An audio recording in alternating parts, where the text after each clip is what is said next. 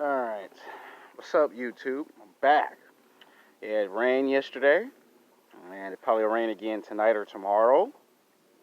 Alright, now I promised you guys that YouTube video. I promised y'all I was going to talk about, um, bear with me, I try to make it 7. I know there's one video game that I used to play that I can't think of. So it's going to be called Sex Game, the top 6 video games that should be made into television or film. So not all of them have to be television. Not all of them have to be movies. Not all of them have to be movies. Some of them can be television shows. So I picked by far the best video games that I know everybody plays. You'd be surprised what gets number 1. Alright, so starting at number 6 is Siphon Filter. Now I've played every badass video game of Siphon Filter. I played the first one, which is about Gabriel Logan working for the CIA as an undercover agent on ops, who is kind of like a James Bond type of character. Like it's like, what if you took Mission Impossible and James Bond and you fused them in together, you know? And I think you could actually make a 3-arc movie. You could make 3 movies of Siphon Filter. The reason why I say you could make it like a cross between Mission Impossible and James Bond is because we got the technology, we have the actors that can resemble these characters, and if you look at Siphon Filter, that kind of like is another version of James Bond. I mean, think about it. In every James Bond movie, the guy's got to be in his mid to late 30s. And look at Gabriel Logan, right? So you could make 3 movies. The first film can be about he was in the military and then he became an undercover agent working for the government. You can make the second film like 3 years later, he's in his prime and he fights another person that's just like him. And in the third movie, you can make it where someone from his past has come back to take him on. 3 movies. You don't have to make a Siphon Filter 4 or Siphon Filter 5 or 6. You know, you start off with just 3 movies.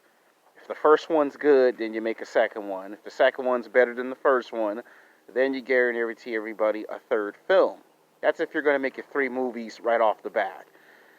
If you're not going to go the movie route, television would be better for Siphon Filter. Gives the audience a chance to either accept Siphon Filter than rather than make the mistake of, okay, let's make it into 3 movies and then nobody likes the 3 movies. Something like this was done before in the 1990s and early 2000s. Like if you look at Mortal Kombat, right? People love the video games that they made 2 films and then they made a television series. Now, the TV show didn't grab as much interest as the first film did. So you probably might go with a television approach with Siphon Filter. You know, you can give it about 5 seasons to be on the safe side, 5. You know, you don't have to, try to turn it into the Walking Dead concept where it needs 10 seasons. You give Siphon Filter like 5 seasons. You don't want to stretch the story out. Like if you make it where he's young and this is before he becomes the guy in the video games, that might be helpful before you jump off and make 3 movies. So I'm just saying, coming in at number 5, so number 6 is Siphon Filter. Coming in at number 5 is Dracula's Castlevala. Now, the problem with Dracula, the mythology, the legend of the vampire, is that people don't know which version they get on television or on film. They don't know if he's Dracula Vampire Legend. They don't know if he's the legendary Valdemar the Impaler. You see, you gotta create a story where people know who Dracula is from beginning, middle, and end. And to me, they did it in the right step when they went with the television concept, but it got canceled. And then they tried to turn around and make a movie, and again they failed because you didn't give anyone a chance to accept him as a television character, and then you try to move him back to being a movie character, and that's where the audience just got fed up. What you need to do is decide who... Dracula's like Superman. You have to treat the character with lots of credit and a lot of respect. You want Dracula to be on the same level as these characters, you got to treat him better than how he's been treated. Prime example is when they made 3 movies of Dracula in the 2000s.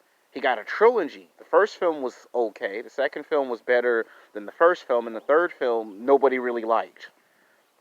So Castlevania provides how you make Dracula Dracula. See, the one thing that they should do, but they never do in television and film with his character, is explain more of his powers. And there's a vampire that came before him. Like there's a girl and then there's a guy. But then, what if you just took the story of Castlevania? He still would be a vampire. He would still be the vampire of legend. But what about the vampire that comes after Dracula? This would be the first time you can make it where he's not really a good guy, but he's a bad guy. So the first movie should be like 2 hours and 20 minutes. You give us almost a 3 hour movie, like the Avengers film, right? The Marvel movies. That's how Dracula should be done. You make it where he's very scary, very intimidating, very terrifying, and not to try to go the X-Men Wolverine route, but you could make it where he falls in love with the wrong woman, gets bit by a vampire, meets another vampire, gets more additional powers, and then you can make it where he becomes king of Castlevania. Someone is jealous of his new rise to claim as a vampire, decides to go to the same person that made him into a vampire. They get rejected. They go to the guy, they get rejected, and then the guy tries to create his own serum to make himself into a vampire. And this will then create a challenge for Dracula because he's not the only vampire out there doing the same things with his powers and capabilities. And then you can make it where it's two vampires fighting for the title of Dracula.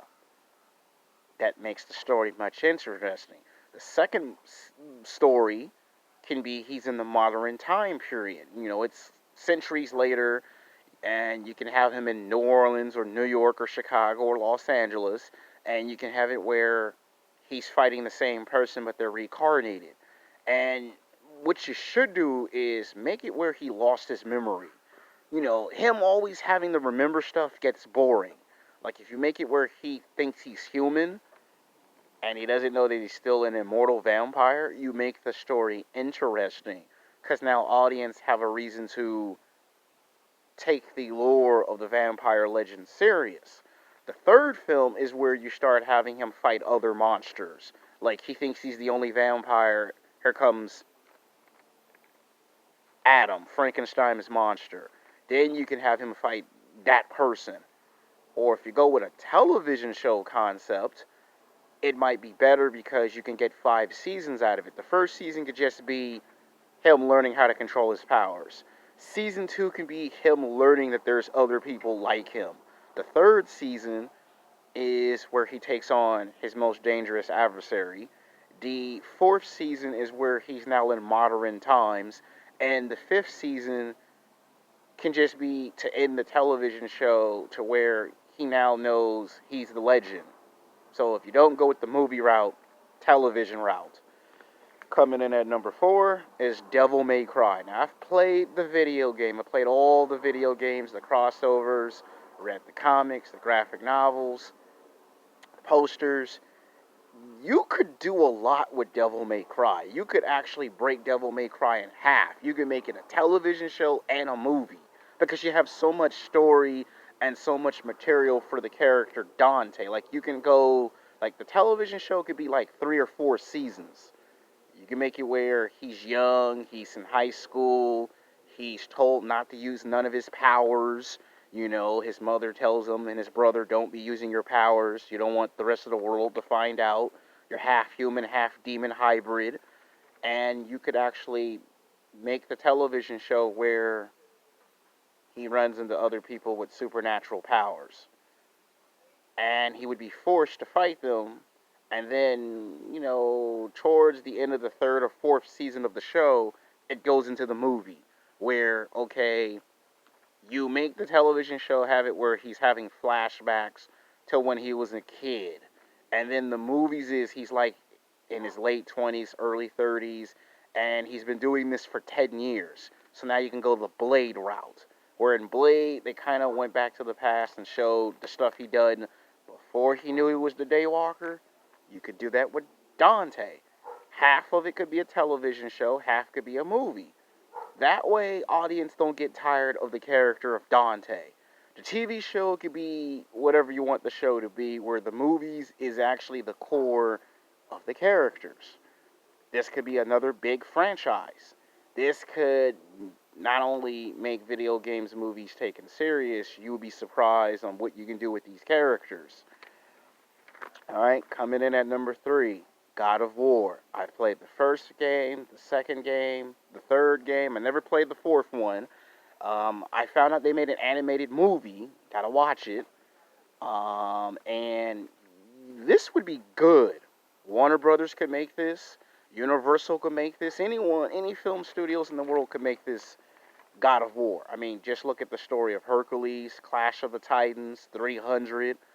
You could go back to that same time frame, and the idea that Zeus has another child out there that's half human and half divine. You could play around with that mythology. You know, Kronos has a brother who's chosen. He's not. You know, Ares comes down, takes his brother away, and you could you could kind of give it that Clash of the Titans feel, where Zeus finds out he's another one of his children, and you could build up the story where it's him not only mad at the father Zeus, but he has to fight the gods as well as his enemies. And that movie, you could just make a full blown 2 hours and 10 minutes. You know, that would just be one film. You wouldn't have to really make a sequel unless audiences accept it. I'm pretty sure people would love God of War. I mean, if you could make Hercules, Clash of the Titans, and the 300 films, you can make God of War. It's not that hard. Just put them in the same Greek mythology timepiece. You know, you can have the same elements. Zeus came down as an eagle or as a turtle or something and mate with a woman, and that's how Kronos was born. And then he finds out he's the son of Zeus, just like Hercules. And you can have that same dynamics where he's like Hercules. He doesn't fully accept the fact that his father abandoned him and that his father's the king of the gods. You could play around with that mythology.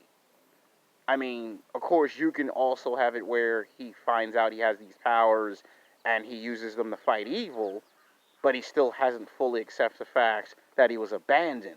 You could play with those dynamics. What'd be perfect is you could have a commercial that says the father Zeus, the brother of Kronos, and then the third commercial can have Kronos, and you would be able to launch this. Now, if you try to make this into 3 movies, the thing is, you got to be careful because the first movie got to set up how he finds out who he is. The second movie would just be a continuation where Hercules did 12 labors, right? So the second story would have to be he becomes the second person successful to do 12 labors. So I could see you could just make this into 2 movies, a part 1 and a part 2. You wouldn't have to necessarily make a part 3, because if you did, then you would probably be making it about something else. And you don't want audiences to get upset if you change the character up too much. Unless you make it to where he becomes a god, and that wouldn't be too fun because then there would be nothing left to explore with his character. Alright, coming in at number 2, Metal Gear Solid. Now, my best friend loves the video games. I've played 1 and 2 and 3. I've never played 4 and 5. The idea that you could have a military scientist, as in Big Boss, make a clone, and then it turns out to be Snake, and then Snake finds out he has all these incredible capabilities in the military. You could make it where he thinks he's born like that, and he kind of finds out that the main villain is actually his father, and that this is something he struggles with his humanity. And guess what? You have an interesting story now, because now it's a clone realizing that he's a clone of a bad person, and he finds good through that. And of course, you make a part 2 if the first one's good. And then, to me, with this one, I would say you probably go with the movie route first, because if you try to make it half and half, television and film, you're just going to confuse the audience. Movies, so everyone can kind of get a feel of the character, and then if you have more stories to tell, Then you go to television route. Coming in at number one, number uno, Halo. This is the one movie that everyone would like. Now, they've already made two low-budget movies, but I'm talking about a full live action version of Halo. This is like the perfect video game because men play the video game, women play the video game, kids play the video game, and everyone loves the story. A genetic engineered super soldier from cloning who is among human beings. He's in outer space, and you can take the technology. Like, it wouldn't be hard to make this movie. Movies like Aliens, Doom, mixed in with what's a good war movie? Any war movie in general. You mix that in, and you've got Halo. The idea that the military could create a genetic enhanced super soldier would actually be very interesting. You could take the elements from Captain America, First Avenger, and you can make it where there's an army of genetic enhanced super soldiers. John 117, Master Chief, the ultimate badass, the one guy that can be antisocial and get the girl and kick ass. That would be the perfect superhero story. And you could actually make 3 live action films of his character. And you can have it where it shows that he realizes he has all these abilities. People are jealous of him. People are envious. They don't like that he has all these physical enhancements. And he realizes that. But he becomes the hero at the end of that story. Part 2 is where he gets separated from the group and he has to fight aliens by himself. So you could kind of take Captain America meets Riddick. Think about it. Riddick's in outer space, right? Most of all the Riddick stories are on other alien worlds, right? And he is also enhanced. Captain America is enhanced. So it's like you're taking Captain America into outer space meets Riddick. You could do that with the technology. So the second movie is he's on a planet by himself, fighting aliens by himself with super advanced weapon technology. The third movie could be like a rescue story, where now they have to come rescue him.